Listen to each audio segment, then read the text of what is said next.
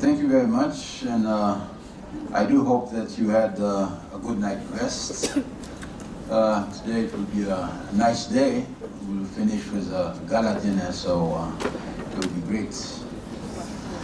So today's, the session of today is a bit about funding opportunities, where the money is, how the money can be grabbed, and what can we do with it as the water and energy sector. So we have 4 presenters. First of all, Dr. ANJA KÖHLER, that we've heard already yesterday, but we are still eager to hear what she's going to say about funding. We have BAKHODIR Ms. MIRZAEV. Where is he? Oh, this is my friend from the Islamic Bank. And we also have SASKIA here, SASKIA REUS, and Dr. ERICK TAMBO, that we all know because he was dealing with all of us during the preparation of this forum. So we'll start in 1 minute with Dr. ANJA KÖHLER from the Ministry, the General Federal Ministry of Education and Research. Please, Madam.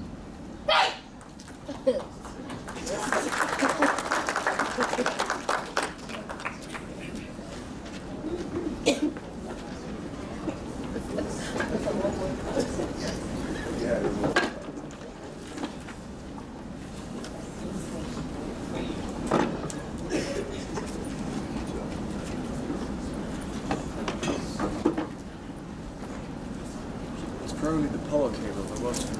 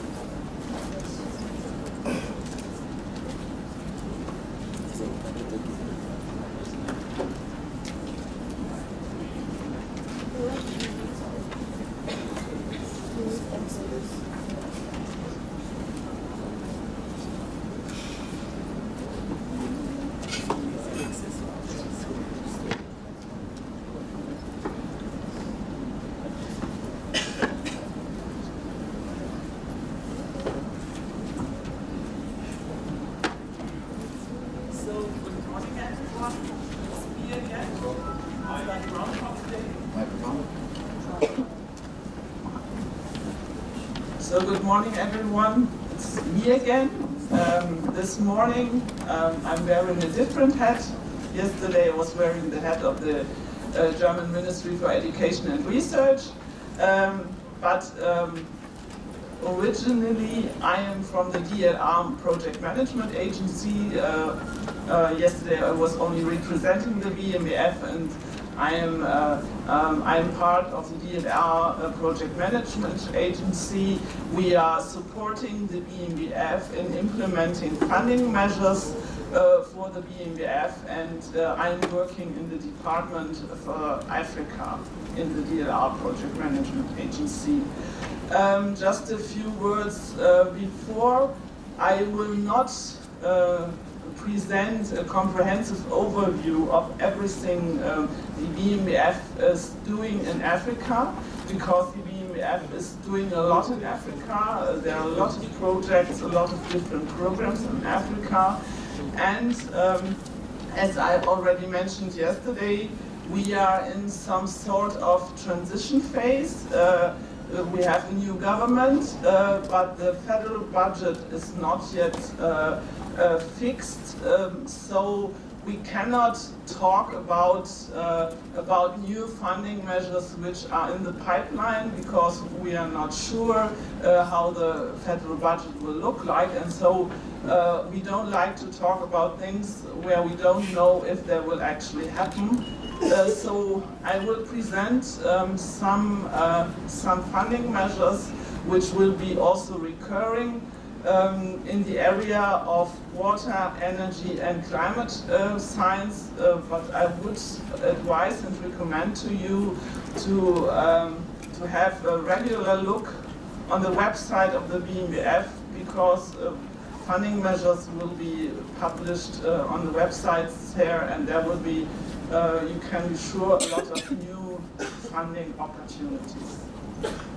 So the first instrument I would like to present is the German African Innovation Incentive Award. This award was firstly awarded in 2017.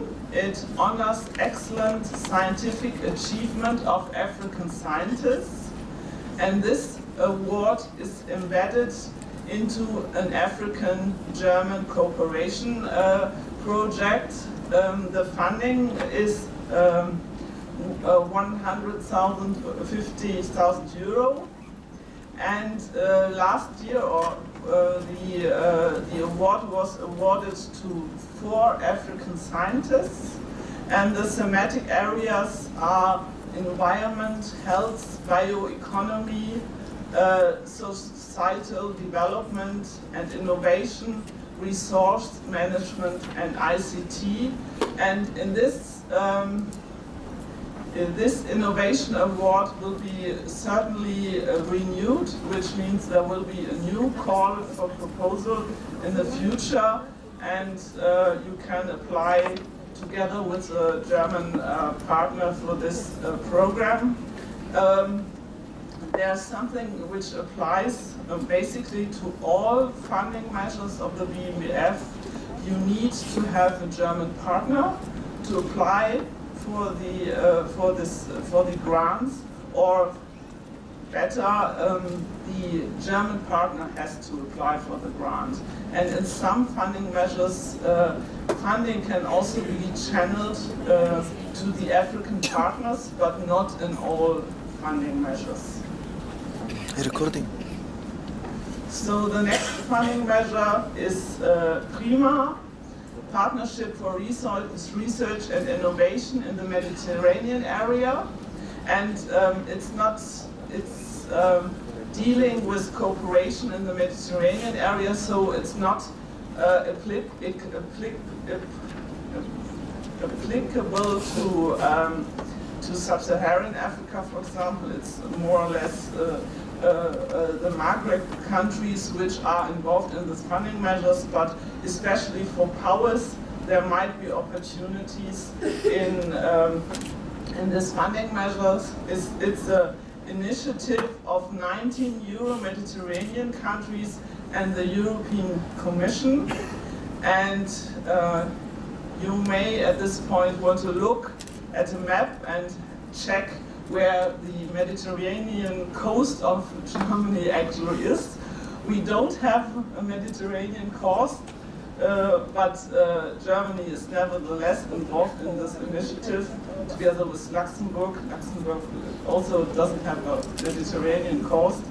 At least in the Rhine area where I come from, we feel like Mediterranean at heart. That might be the reason why Germany is also involved in this initiative. And apart from 11 EU countries, 8 non-EU countries are also involved: Algeria, Egypt, Israel, Jordan, Lebanon, Morocco, Tunisia, and Turkey.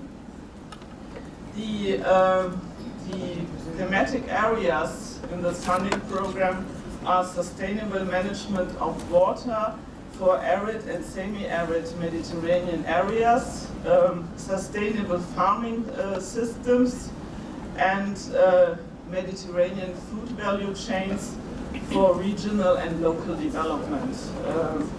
The initiative is based on Article 185 of the EU contract, and about 500 million euro for a duration about 10 years will be spent in this program. The EU contribution via the framework program of the EU will be 220 million euro, and the BMBF contribution for the next 10 years will be 20 million euro.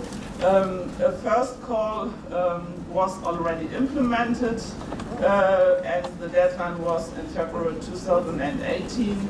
but regular calls every year can be expected.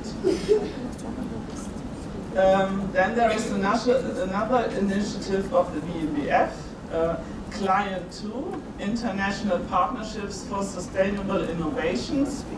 This is a funding line which is in its second phase, and in the second phase there were already 2 deadlines for definition and R&D project, and there is still 1 deadline left next year in May for R&D projects. The focus is on demand-oriented R&D, collaboration, development of sustainable technologies, and application-driven services. The projects should make a contribution to solutions for challenges of the partner countries, and there's an important aspect. The foreign project partners from selected countries must contribute their own financing for their project module or source the necessary funding in their country of origin.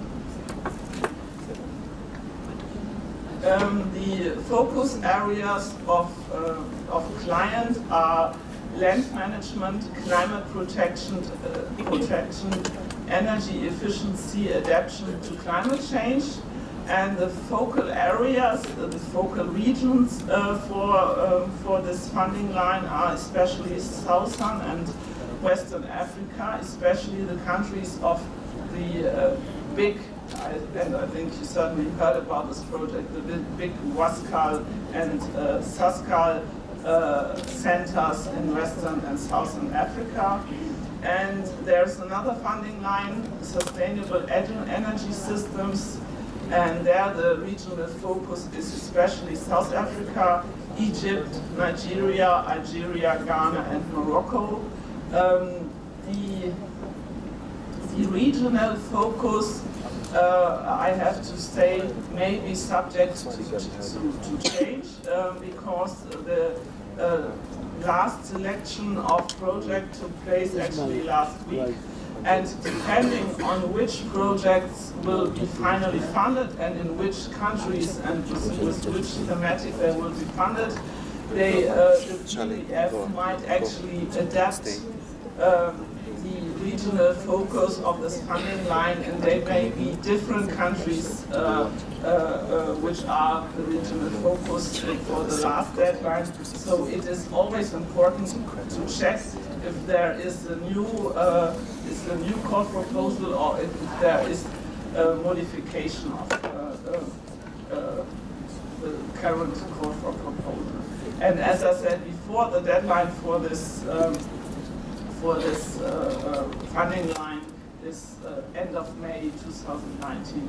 So you still have some time, but of course we always prefer not to get the proposals in the last minute, so it's always nice to prepare them more earlier. Then there is the last initiative where the projects are already selected, so there is not a possibility actually to apply for funding. It's the program GROW. In German, it's Globale Ressource Wasser. It's about global analysis and local solutions for sustainable water resource management. And this is actually not only an initiative focused on Africa, but it's a global initiative. It is targeted at the SDG number 6, ensure availability and sustainable management of water and sanitation for all. And this is actually an initiative of the BMBF to contribute to the achievement of this SDG. And in Africa, 8 projects with case studies in Morocco, West Africa, Zimbabwe, South Africa, and Sudan are actually funded. And yesterday I talked to Dr. Mercy, and she reminded me of another funding line which I actually forgot in the presentation. It's the Green Talents competition, and as I've nothing prepared on this program, but she is actually the winner in this competition. She may give you some information on her experience in this program. Maybe you want to come to the podium. Angela.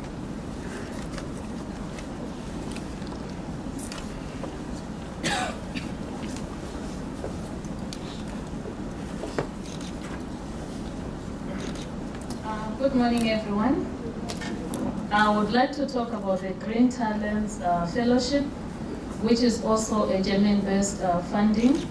In Green Talents, the German government looks for young researchers, at most 35 years, who are doing work in sustainable development. So if you're doing any work that is related in that area, you are eligible for funding. It's an international program, not just Africa-oriented. And when I applied, I was also doubting my potential. But I went through in 2016. I can say that for me, it was a life-changing experience. After the Green Talents, I was never the same in terms of my network, in terms of my connections for my research capability. Right now, I've got several funding that I've applied for under the German government, and also even in South Africa. So what happens with the program is when you're selected, you have a tour of Germany. You go for a tour for 2 weeks, you visit all the high-level research centers and universities in Germany that are in sustainable development. Then afterwards, when you see the people, engage them, you identify the area or the people that you want to work with. Thereafter, you then find time, your 3 months research stay, whether you go now into Germany, you choose a project that you can work on those 3 months, or probably a research proposal that you can now cascade and you apply for further funding. It has been a life-changing experience, and I can say that if you're in this room and you're less than 35, go for that opportunity.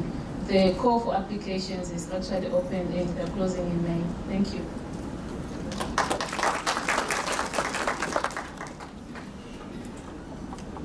Thank you very much. I think it was really a great advertisement for this program, the Green Talents program of the BMBF. And here's my last slide. Information on new calls are always available under the link which is mentioned on the website.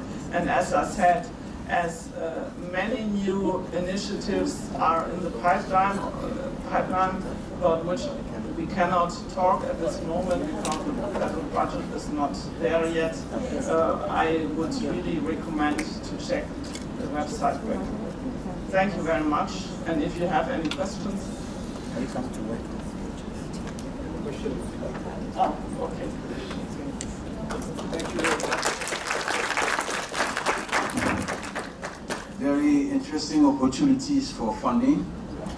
You can hold your question, and after all the presentation, we will have a 15 or 20 minutes question period.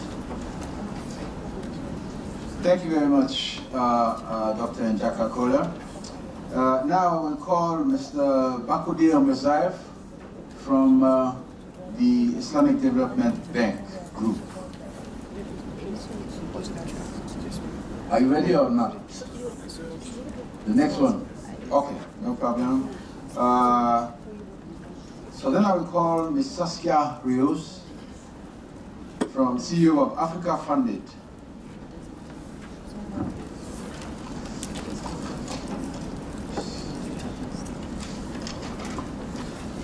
I will set a timer. I hope I will do it. Can you make a short introduction of yourself, please?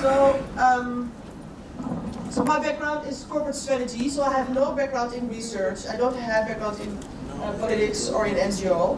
The only thing I understand is business. You always need to be clear what you don't understand, right? So 8 years of corporate strategy and 8 years I support entrepreneurs in Africa. I worked in Boston Consulting Group before, I get a Europe strategy, and then started working with entrepreneurs in fine-tuning their business plan and helped apply for funds. I also joined a large network of entrepreneurs and investors, and I did all kinds of online training programs. And it was about 8 years ago when accelerators still were new in Africa. I really enjoyed that one, but I also learned that entrepreneurs need pilot funding and investors look for proof of models. So there's a mismatch. So today I want to explain a bit about investors, but then I also have to explain a bit about entrepreneurship. And I will ask you a little bit of introduction so you can have a bit of a picture. Since we need to reach out to people, I thought maybe a Twitter might also be useful. So I created the hashtag PAUWES 2018. I am at SASKIA REUS, so the young people, you can tweet and share with other people what is relevant set here so we can reach more people. So Twitter is also a way to reach more people outside the academic sector. So what we do, we support donors, NGOs, knowledge networks in screening and development of entrepreneurs, and we do it with multi-year seed accelerators. I believe in long tracks, I believe in high-risk funding to help people to get from A to B. We also do gap analysis, so where are people right now, how we can help them scale. And we do customized business support tracks, so one-on-one coaching, really intense, to help people to get investable. But we also work for multinationals and SMEs and advise impact investors. So I'm an entrepreneur myself, which is really helpful to understand an entrepreneur because you know all the issues that makes you wake at night, right? There's a lot of pressure on entrepreneurs. I think it's good to be an entrepreneur yourself to support. So that's why I refuse some payroll jobs, because I think this is nice and stressful. So some of our companies we supported. I don't know if you know them, most of them are in Kenya, in Ghana, in other countries, so I think Algeria and also the northern part. I think Egypt is quite strong. We need more innovators coming from here. So this is just, once again, the focus. We understand only the company side. If you look into companies, the area is more complex. It's also about the value chain, so other people, other organizations are creating value, the public goods and the government. So it's a complex area, NGOs, academia, more people are involved there. We only understand the business side. So this is a question. So the question is, can an investor support research, or how research can support investors? Then you need to think your funder is your customer. So what are their needs? That's a core question, because you don't need to look for project finance, but also look from the other side. So therefore, this one is really helpful. You can just Google it, business model canvas. This explains the core elements of a business model. It's about value creation, it's about customer segments, how to get your product from A to B, cost savings, and revenue streams. So with regard to research, you can also ask, how can we add value? Can we help a company to design a new product that becomes part of their revenue stream? Can we do research to save costs? How will that apply to the model? Is that clear, or just check the room? So you can identify for applied research, where can I add value, how can we add value, and how can we interact more? If you want to create a product out of your research, look into the minimal viable product. So the minimal viable product is without technical support. Your friend.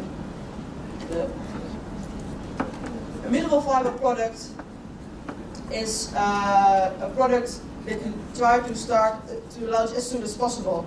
So you want to have customer feedback soon. The risk with research and technical people is that they might work on ages on a certain model, and then you need to generate revenue, right, to continue on the model. So design if you want to turn your research into a valuable element for business and investors, try with a minimal viable product. So I mapped out funding per stage, and this is just the reality. So in the ID stage, source of funds is government, bootstrap, so just work with really low cost, and family, friends, and fools, what we said. So people that know you, that trust you, that know that you are a good person, that can deliver value, they might support you.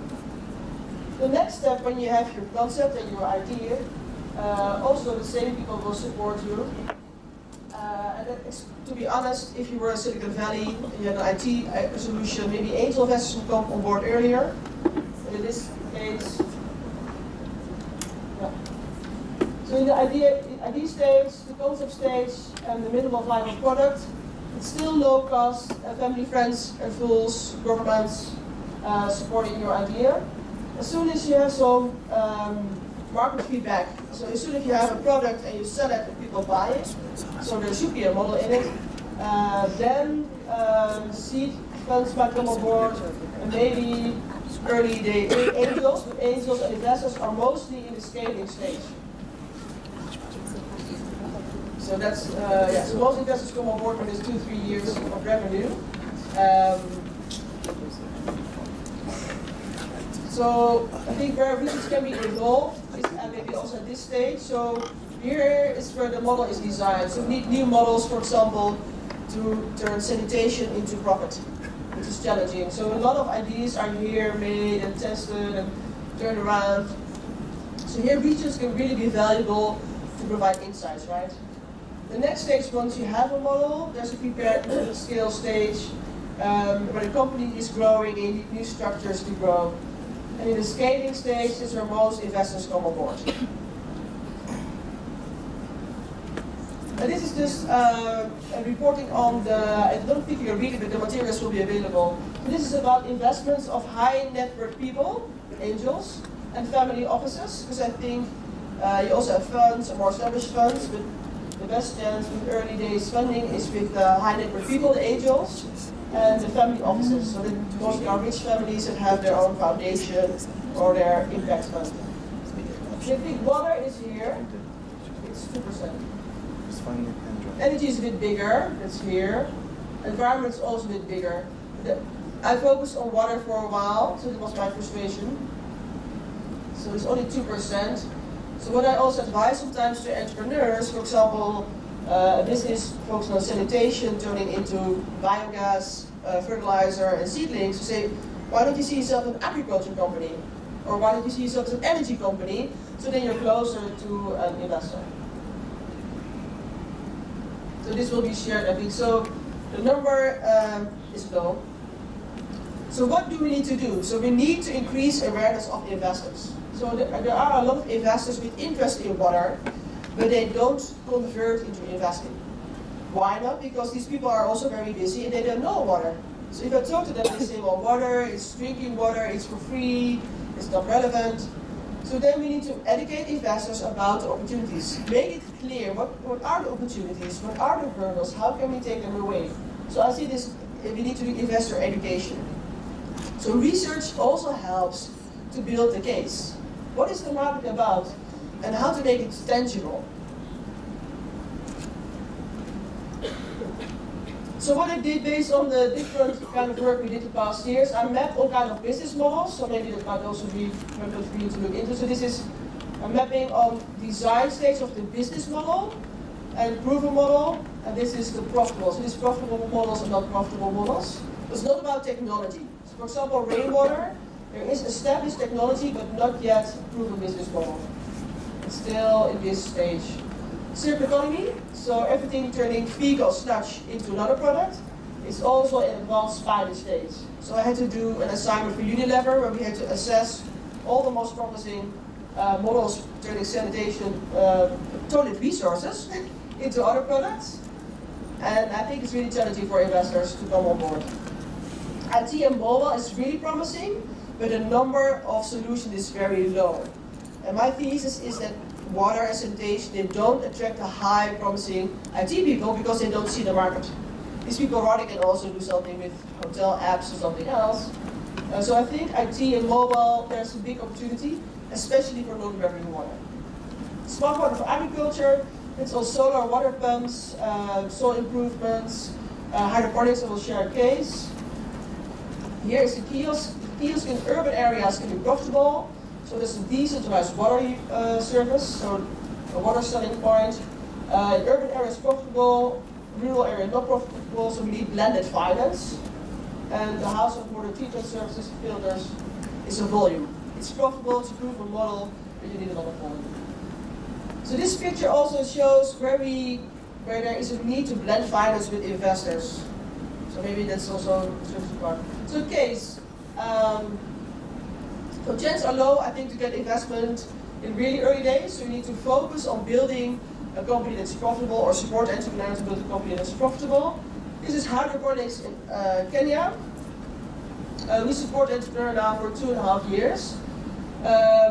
So Peter, the founder, he developed a hydroponics unit for Africa. So it doesn't use energy, and the hydroponics includes, so you grow your crops on a water system. It uses 80% less water.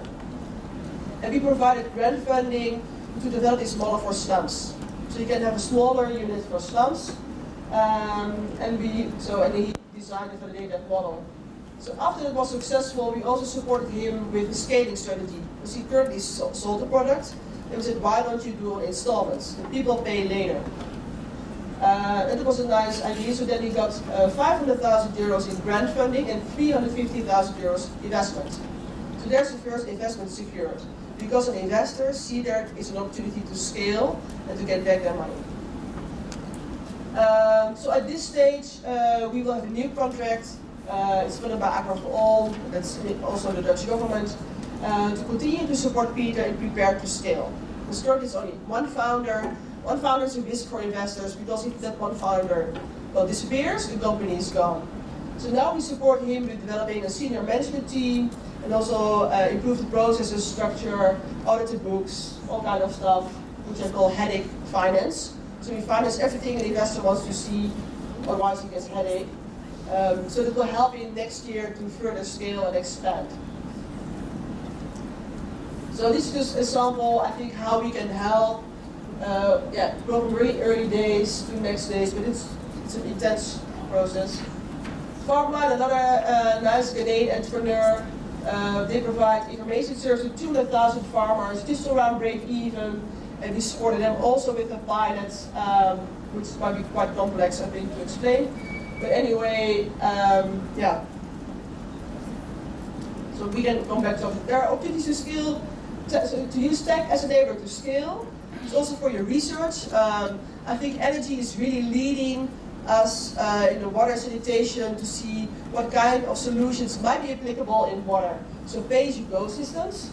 So next month I will support also a company with a solar water pump to start implementing pay-as-you-go for solar water pumps for smaller farmers. So I think there are opportunities in tech as well, safe drinking water, non-revenue water, how can we solve that one? Improve smallholder agriculture, pay-as-you-go, weather data, irrigation planning. So maybe it's nice to see also within the university if there are any areas of interest. Maybe with AfriLabs, we can look together to see if we can develop something.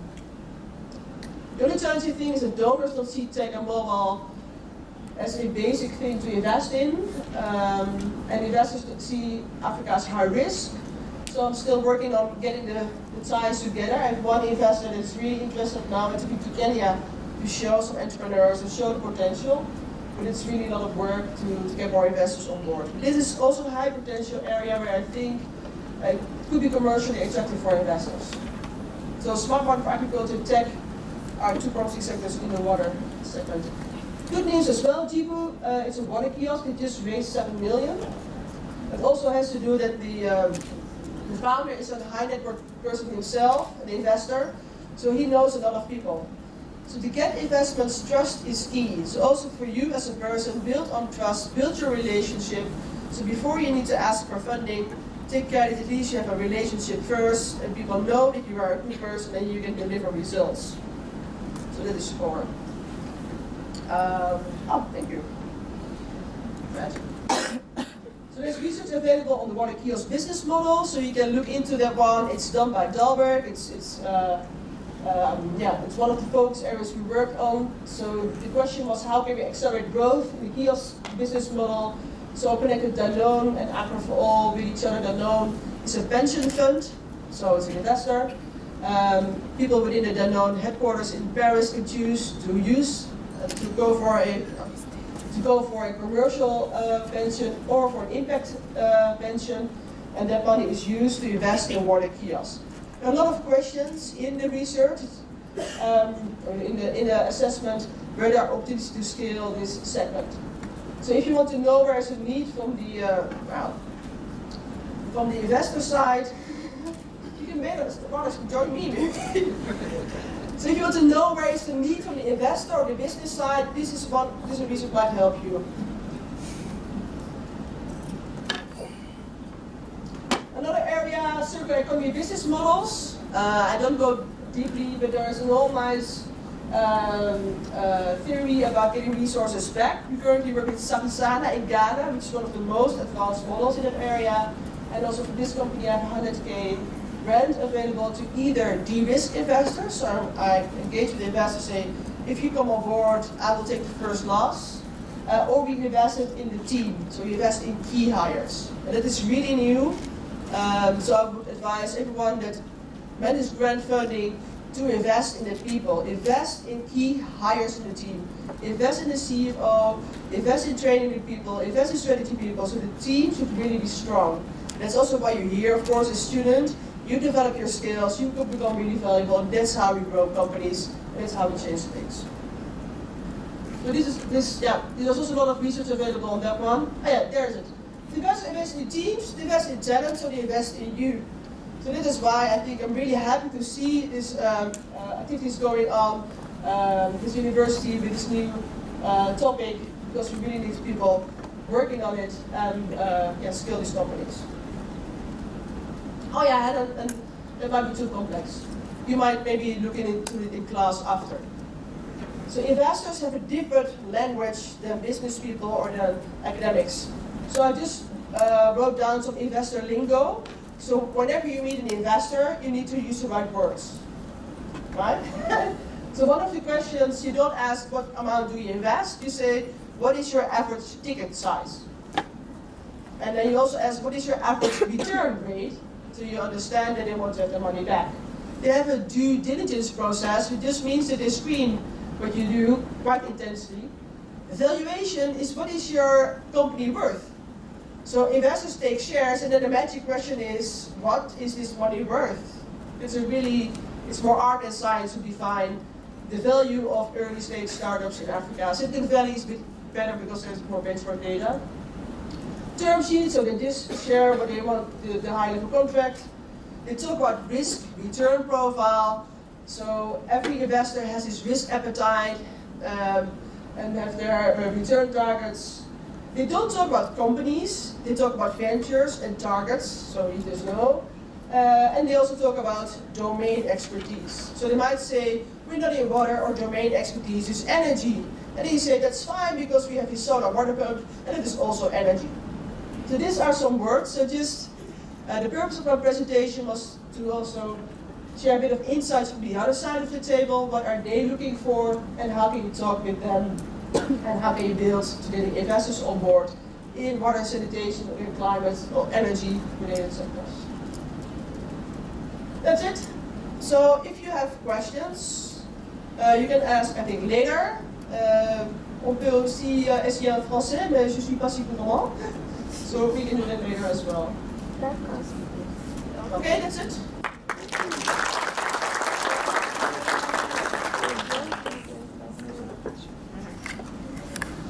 Thank you very much, Saskia.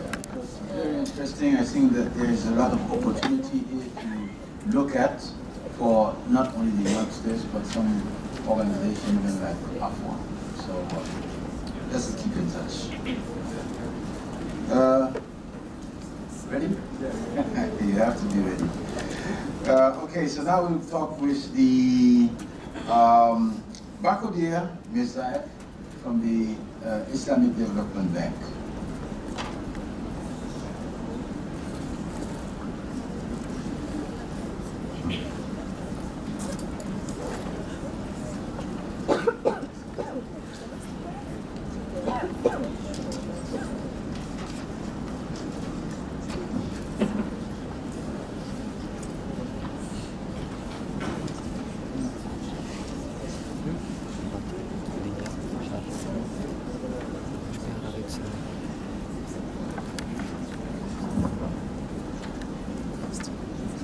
Actually, after the presentation of Saskia, I think my presentation will be less interesting because this was really attractive as from corporate business. And also, I think the good terminology she used to understand for investment and other issues.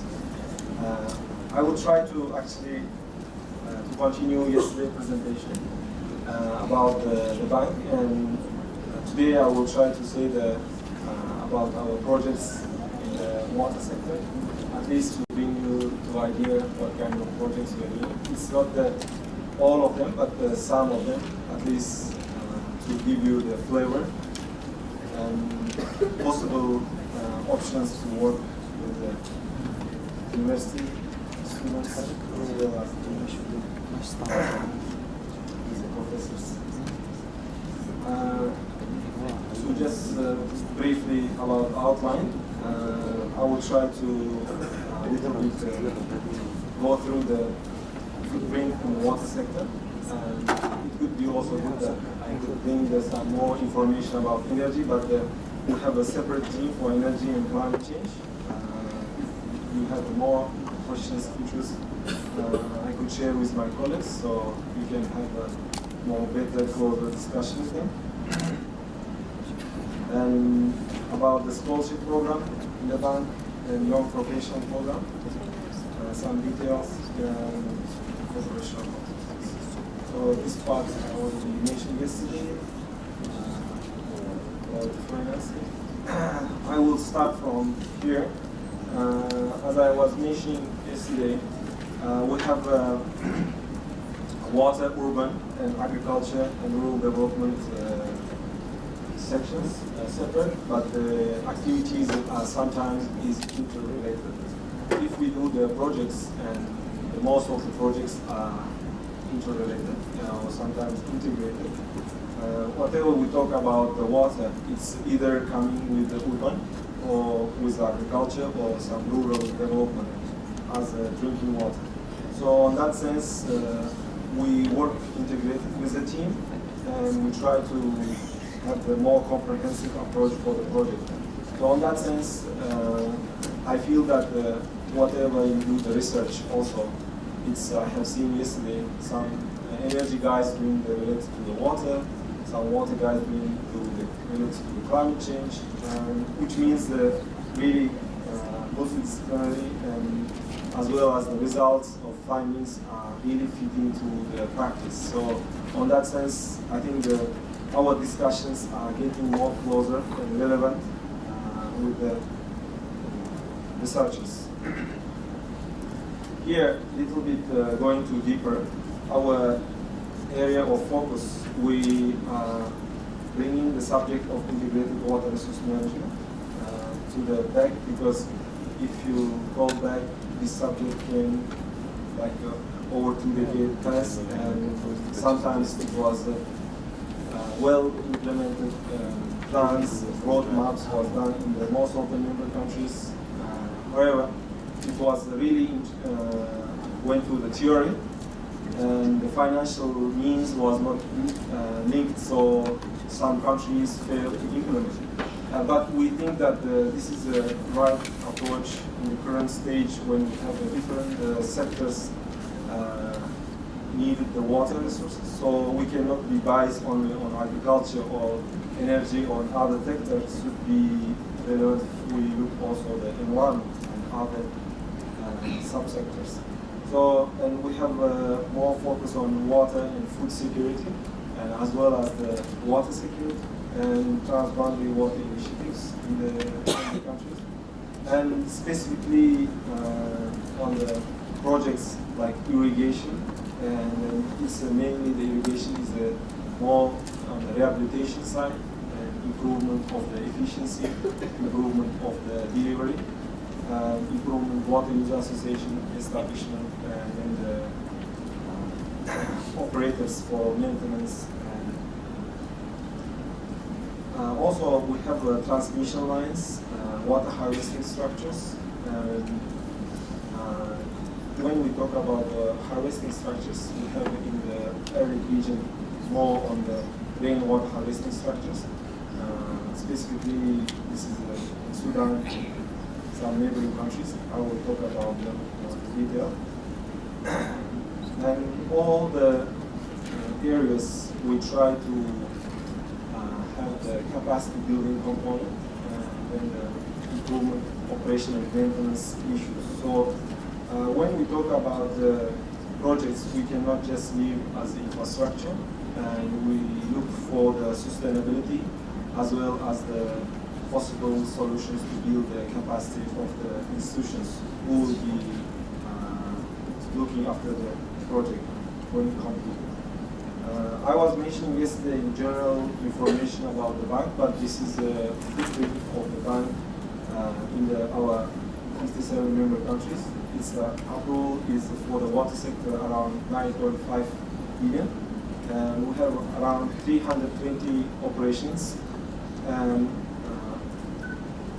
you can see the completed one and then already under implementation. So in terms of the volume, we can realize 320 operations. It's a big number. And since inception of the bank, you can see how the development trend went with the water sector. In the beginning, in 1970s, we were just starting, but in the last 2 decades, we were very active on the water sector as the demands of the member countries. And here, it's a little bit representative of the areas, whereas the 34% of our investment is on the portable water and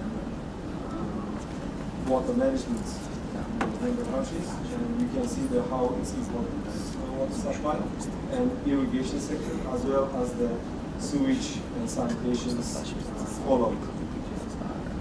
This is a share in the different continents or in the regions. You can see the water supply and sanitation in sub-Saharan Africa was a big share, and the other continents also followed with that. In terms of the water resources in agriculture,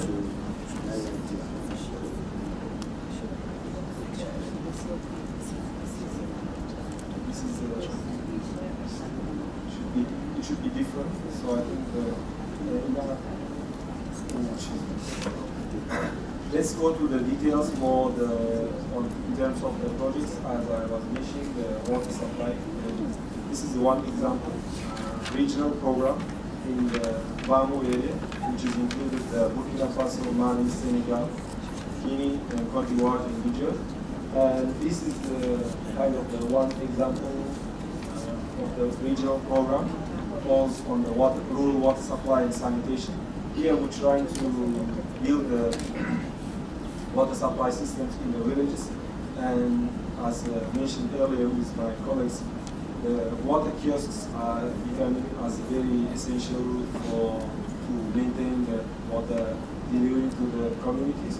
So the water points, kiosk, mini water supply system, multi-village level will be built, and this works will be implemented with the executing agencies as well as building the capacity of the communities in terms of the water supply, improvement of the heating system.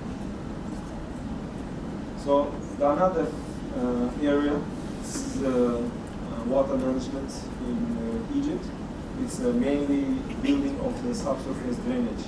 And this program actually now we're in the phase 3, and we're always proud of this program because in over the 15 years this program became very successful in terms of the localizing the technology and then the producing the materials in the country. It's decreased almost 30% of the cost of the project, and the machinery equipments were used by the local companies and improved the capacity of the local investors as well. And when we look at the result of the project, it's increased the agriculture production, decreased the groundwater table in the country, and several impacts on the local beneficiaries as a farmers. And of course, there's different questions are coming. How far this project is implementable for other countries, but maybe not exactly the case, but how the approach was. So localizing the technologies and materials and producing in the country, which is required for entire country, and like methods could be taken as for the other countries to scale up and do some research work to possible interaction for other countries.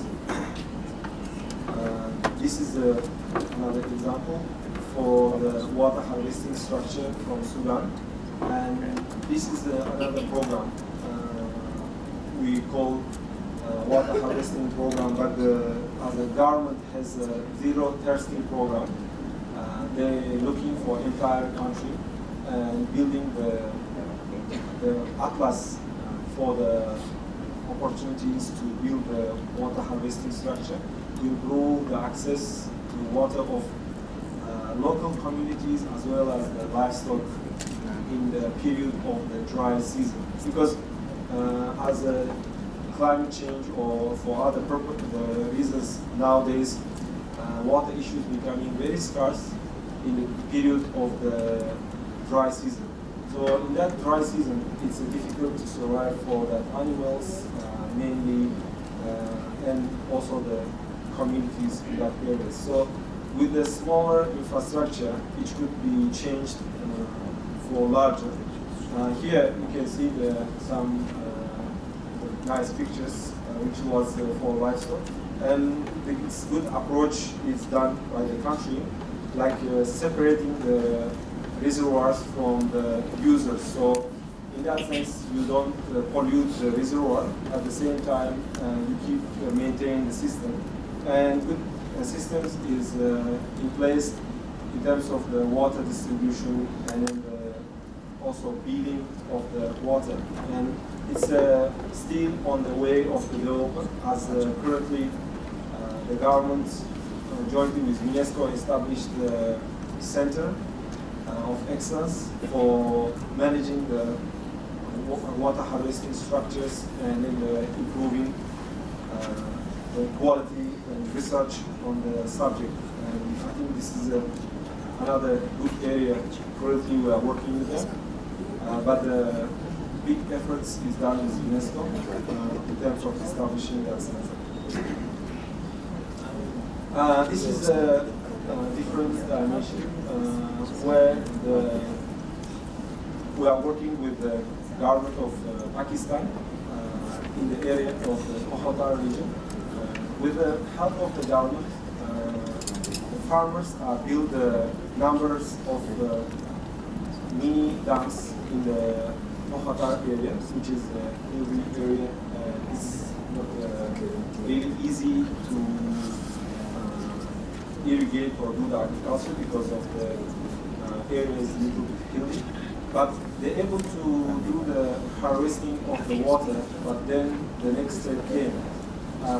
The farmers had the issues to use that water, which is harvested in the dams.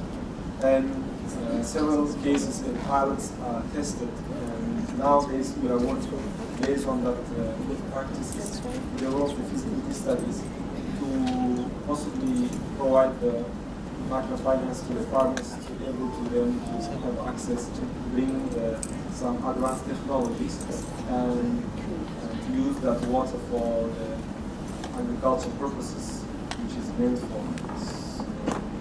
This is a feasibility study, like a grant project. Another area from this is not Africa, but at least to give the flavor in terms of the irrigation program in the Tajikistan, which is a part of Central Asia. Here we're working to improve the water supply and water efficiency in the system. And this is another area, I think sometimes we think how we can improve the efficiency, how we can able to make the sufficient water for agriculture. But always the issues is coming, which structure should be built based on the condition, based on the area, and based on the climatic conditions. So here is choosing the line canals as well as the big pipe structures to deliver water up to the farm level with the hydro posts and also the hydrants, and as well as the end users are trying to use the water with advanced technologies, sometimes drip or sprinkler, which is increasing the efficiency up to 90%. So this is another example. We are working on similar projects in Uganda, Mozambique, and some other countries. This is the initiatives, as I mentioned earlier, the bank put it in 2016 in the annual meeting of the bank in Jakarta on the ISLAMIC plan. So we invited the several stakeholders from different countries, as well as a good example from Australia. As you may know, they had 9 years drought in the country. They have really worked on the efficiency as well as the water distribution with different sectors. So they had different plans over the 10 years. Specifically, the Mermaid Dam Basin was one good example in terms of implementing the ISLAMIC plan. We have known that in the region, also in MENA region, Tunisia, Morocco, also one of the pioneers working on the ISLAMIC plans and implementing that. So we try to use some good practices to demonstrate to the countries how better to implement and plan this. And so this discussion is coming jointly with, as I mentioned, with other partners, like UNDP, CB was part of it, and ICBA, and some other our member countries. And another example to continue that the ISLAMIC subject, as you know that in Iran also they have several water big programs or projects, you can call that, but several of them in the last 2 decades had issues with like building the dam was abandoning the downstream areas with water and nature was disrupted. So now they try to work on the issues of integrated water management because different sectors like focusing on the agriculture or the hydropower is affecting to the other sectors. So in that sense, new program is developed on the ISLAMIC. So this is the area we're working to improve the water delivery in the sector and then the plan. So this is a kind of a good case study if we go through and research. And I think we are proud of going in this direction. And to continue the presentation, I would like to now move from the major projects to some programs. Actually, we have a separate team for this program, and I'm trying to present on behalf of them. But if you have more interest questions, you can meet with them, so you can talk with the team and then work on this scholarship. And this is a yearly program. It will be advertised in the website. Normally, it used to be deadline on January, but based on the now international practice, it will be changed from the next year. The deadline will probably May or June. So, if you have some interesting questions, we can do that later on. So, on that sense, this program also covers different areas. Specifically, with the new mandates of the institution, they try to link with different development subjects, as well as if you look at the current agenda as SDG, they have different development issues. So, on that sense, to link with that, now we try to expand from the new year area of the intervention for scholarship, and climate change, energy, and water is part of it. current agenda. So it would be good opportunities for the students future to come for the master's PhD as an African university working on. So the programs was established in the 1920s. So since it's working over the 30 years, more than 9,000 scholarships were here, and yearly it's around 100 scholarships are here to the member and non-member countries. So to be able to then access the scholarship.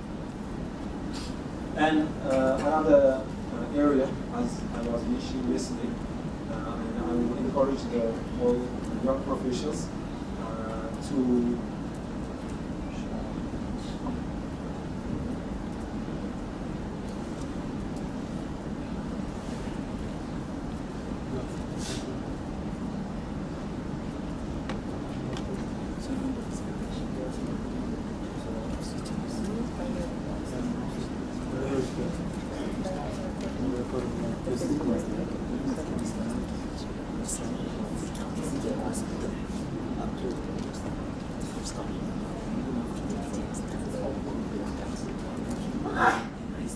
this is the area I was trying to encourage yesterday for the young professionals to look at possible opportunities.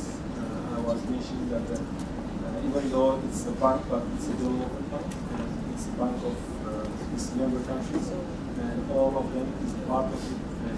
Currently, with the new strategy of the bank, we trying to have almost 11 hubs in the different countries. So based on this, this program is also extended. Normally in the year we accept around 20 young professionals. During the 3 rotation as 27 months, we have a learning curve with the different departments, different divisions about the sector, about the financing, different areas. And when they have knowledge on the banking, then they will be able to enroll any of the programs based on the performance. So mainly almost 90% of the young professionals who were involved, they enrolled the program after the completion of the program. So this is really good for the young professionals to do their career. And it's a development banking, it's not like conventional banking, so it's interesting to be involved in subjects. So I encourage the water, environment, climate change, as well as energy to group of them. And this is also advertised in the website, IDP career website. And this will be, I think the deadline is February or January each year. You can start working now, preparing. Very interesting. And to continue the presentation, yesterday we were asked to look at possible cooperation, but this is still as first thinking, but and I feel that we should start to discussing at least from now, but I feel that we have really extensive opportunities to collaborate with the university, as well as the students and professors, to work on the different subject areas, water, energy, climate change. And current, very recent one, we can start preparing the good practice notes for different policy and papers jointly in the region, in Africa. So it's another really good opportunity to elaborate the finding of the research to the practice. And this will be kind of the way we transfer the knowledge to the practitioner. Because we have more than, as I mentioned yesterday, 1,300 officers. From them, maybe 100 of them is directly working on the sector, and they are really looking for the different knowledge. And your findings from research will be very fruitful for them. Maybe when we prepare the good practice note on the subject matter, so it will be very directly linking and sharing this knowledge to the practitioners very helpful. So on the possible opportunities to make the memorandum financing with the university and possible internships would be also, and projects involved on the operation, appraisal, completion stages.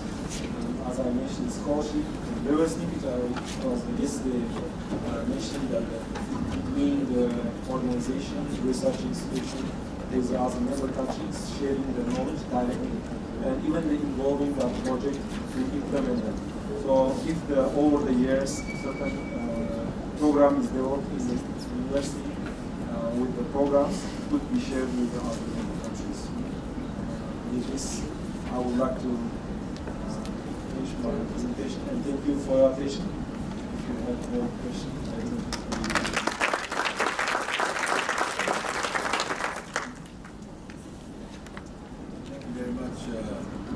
Mr.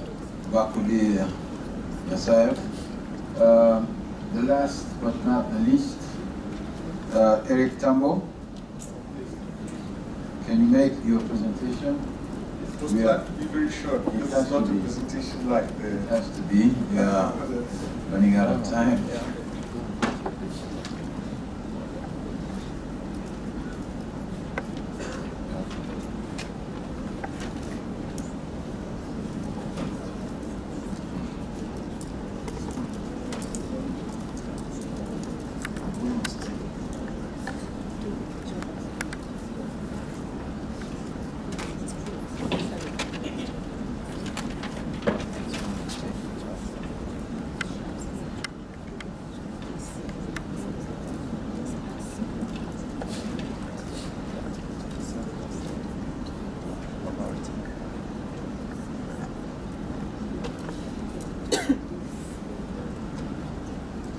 As mentioned, I think after having this excellent presenter, it's even more difficult for me to have the 10-minute slot to introduce the kind of service that in my work as research coordinator at PAUWES, I want more or less for the upcoming years to share with you and to welcome you also to participate. So the title of the presentation is a participative database for grant opportunities in the field of water, energy, and climate change.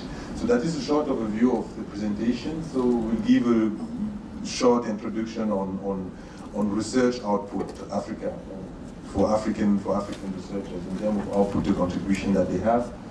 The fundings opportunities that already exist, at least to list some of them which are online available. Funding and grant opportunity in the area of water energies and the ideas or the service that we try at PAUWES to integrate, and also that we are trying to gain people to work with us in this line. So talking about fundings in Africa, and that is some facts from World Bank and FSG report from 2014. So mostly focusing on sub-Saharan Africa. So all three sub-Saharan African regions more than double their yearly research output from 2013 until 2012, meaning that let's say even if the output is very less, over the years we can see a constant increase. So the sub-Saharan Africa share of global research has increased from 0.45% to 0.72% during this decade. I think it's more or less in line with the statement before. And we are talking about quotation or citation to sub-Saharan article compared to small but growing share of global citation. So increasing from 0.06% to 0.16% for each region, to 0.12 to 0.28%. So all regions improve the relative citation impact of their research, with East Africa and Southern Africa raising their impact above the world average between 2013 and 2012. So the percentage of each sub-Saharan Africa region total output that are highly cited are grown steadily over the time. So I think, as I said, that is one of the old report from the World Bank on Helvezier from 2014.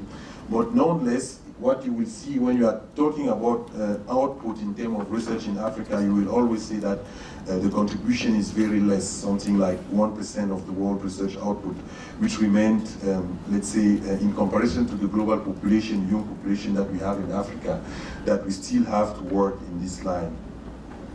So, and in Africa itself, so research is mostly dominated by 5 countries. So we have Egypt, Algeria, Nigeria, Kenya, and South Africa.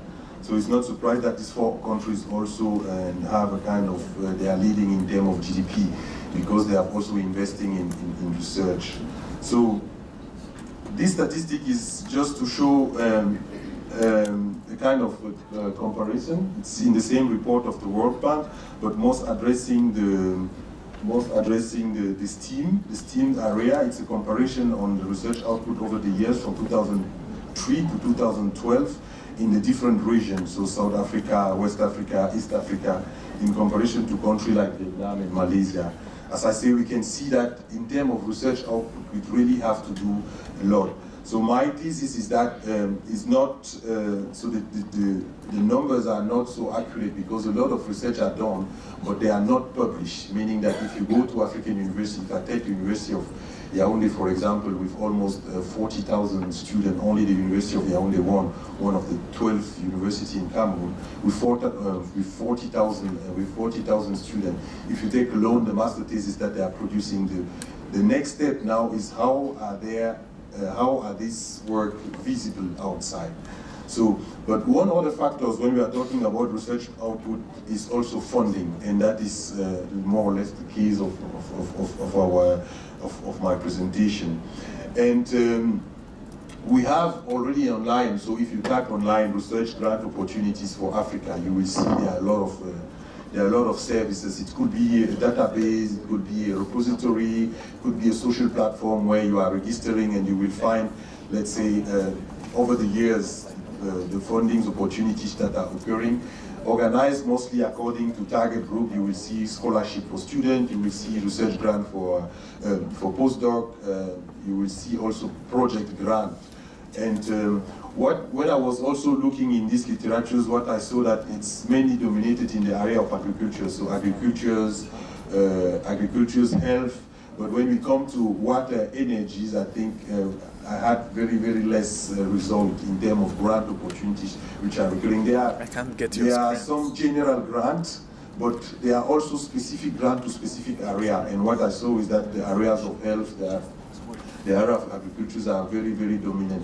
And looking in energy, water, I think it's quite less. So the database look more or less like that. There are many kind of this database where you could search according to countries, according to program. Is that a PhD program? Is that a master degree scholarship? Is that an internship? Or is that a grant for a project? So that is more or less how, in general, this research grant database or portal are looking like. And what we want to do is something similar, but mostly for water and energy at PAUWES. So meaning that what we have already at PAUWES as infrastructures, as technical infrastructures to realize this service or this project is what we call at the PAUWES the community of practice. It's a kind of online platform which allow all people who are linked or are working with PAUWES to come together to share knowledge, and they could publish their profile on this platform, and they could interact with our students. I guess some of the speakers have their own social platform like Facebook or like Twitter, but what we try with the PAUWES community of practice is our own environment where the student could interact with all researchers, with all institutions, with all companies. It's at the same time also an appeal on all people here also to register to this platform and to continue the conversation with our students after the meeting. So as I say, this platform will be used as basic for this participative database in terms of fundings and in terms of program. You see here some screenshot of the social platform where you have different kind of profile as person, as institution, and as person, as institution. and also event management and social library and groups will also be organized. So we will develop one specific module which will have this field, and that are more or less the field that we are looking in these participative exercises.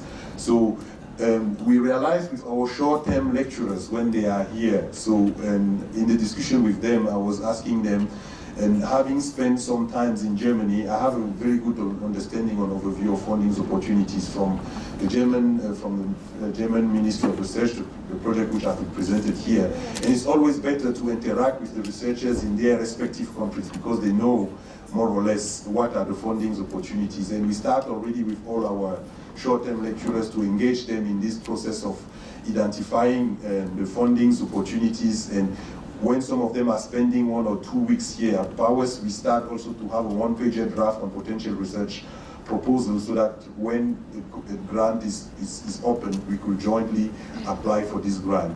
So, but this exercise is open to everyone, so that will be, let's say, the information that we will have to build in this online portal, in our online community of practice. So we will need for each project, so the title of the scholarship or the research grant, and the country where it's open, so it could be where it's offered, so the focus area, the open and close date of the call, so that we know when the call is open and when the call is closed, the duration of the call, the recurrences of the call. Ideally, it will be good to have calls which are recurrent, and the requirement for the call, the fundings volume of the call, how to apply the selection criteria, and the URL link for more details. So that is more or less the information that we'll map in our online community of practice, and we will invite all researchers, the short-term lecturers, but also all people here to join and to fill out this database, so that we will have, when we are talking about specific funding opportunities in water energy, where African researcher could apply.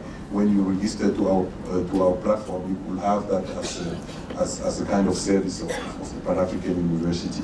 So, as I say, it was just an introduction of this small project that we are starting. If you are interested, and if some of you are already engaged in this kind of database in your respective country, feel free to send a mail to me, and then we will, once the database will be launched in our portal, we will directly publish this document. So thank you for your attention. Thank you, Eric. Have a seat, and I will call all the presenters to come on the high table for a 10-minute session question. We're running out of time, unfortunately, but we still have to take the questions. Yes, sir.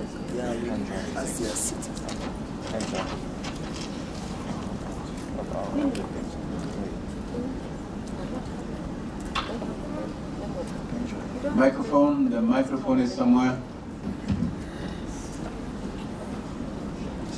Is the microphone in the back? No? Oh, here it is. Oh, sorry.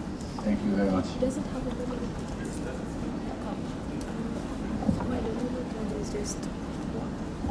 The third one. Thank you, Chair. So let me first thank all the speakers really for this nice presentation about funding, because the funding is really a very important issue for all the programs, and also thank TAMBO also to present this platform, which is really very useful for us to see what's happened there. But for my interventions here, it's much more. So I'm talking much on Africa, as Africa, not Sub-Saharan Africa, because I don't believe that there is Sub-Saharan Africa and North Africa. All is Africa. So when we want really to present something, it's better to present it as Africa, as a whole country.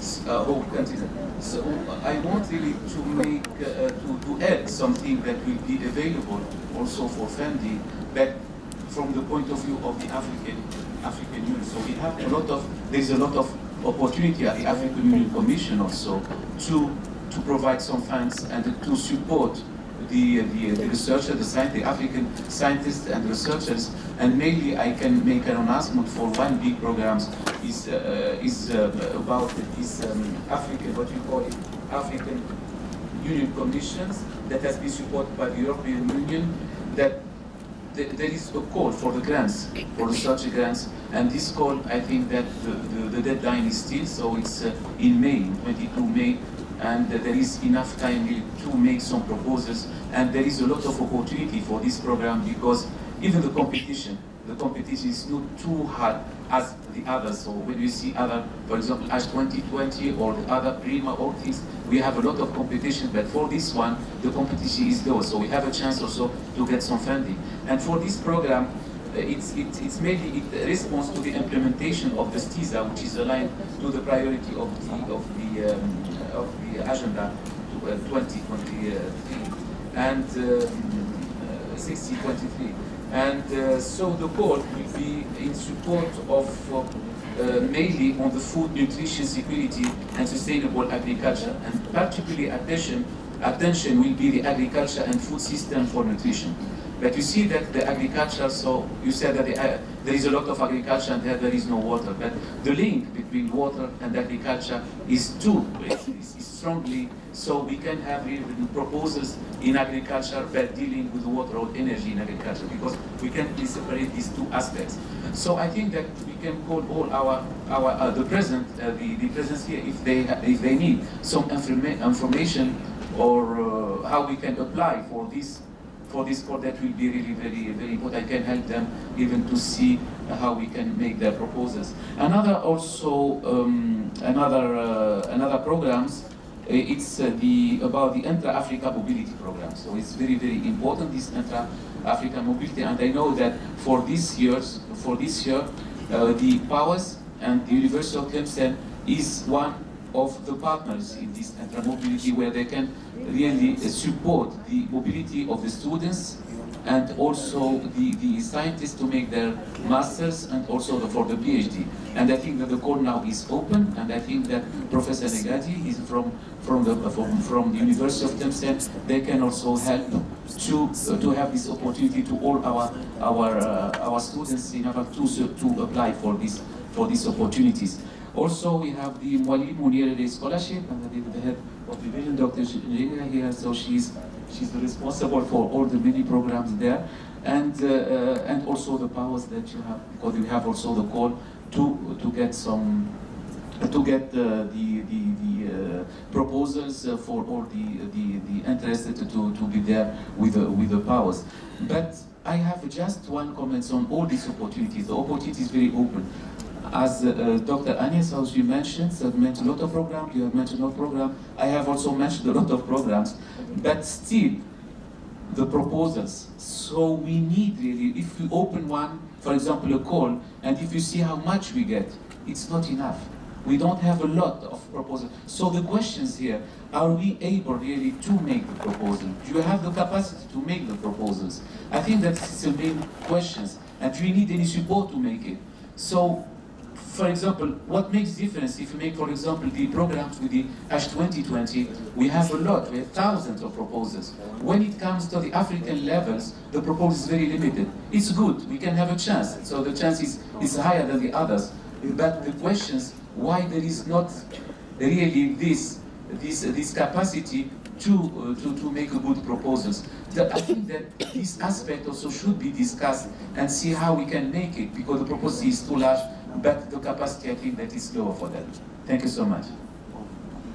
Thank you very much. I agree with you concerning the fact that we in Africa are lacking proposal, very good proposal. But it's not only on the young side level, it's also on the big project. We have discussion with funding institutions saying that we have the money, but we don't have any proposal, any big, large, and numerous proposals. So this is an issue that should be, I think, even tackled at the university level. I mean, during the training of the student, we have to have a place somewhere where we have to discuss on how to build a proposal. Once they will be in the job session, once they will be in working, they will have the opportunity to already have been trained on doing proposal. Very good. Thank you very much. Eric. Or I think more comment or interest to me. And I would say for the natures of the statistics that I've presented, I think it's just a matter of time. I'm pretty sure that with the organization, I will find more statistical data for the whole continent. But I base on the report of LPC and World Bank, where they were focusing mostly on Sub-Saharan Africa. But as I say, yeah, let's say the country without the without Algeria, Morocco, without northern. Okay, let's. At least in the report of the World Bank, that is the way how they were mentioning that, meaning the countries which are more in the southern hemisphere, and it's only a matter of time. Yeah.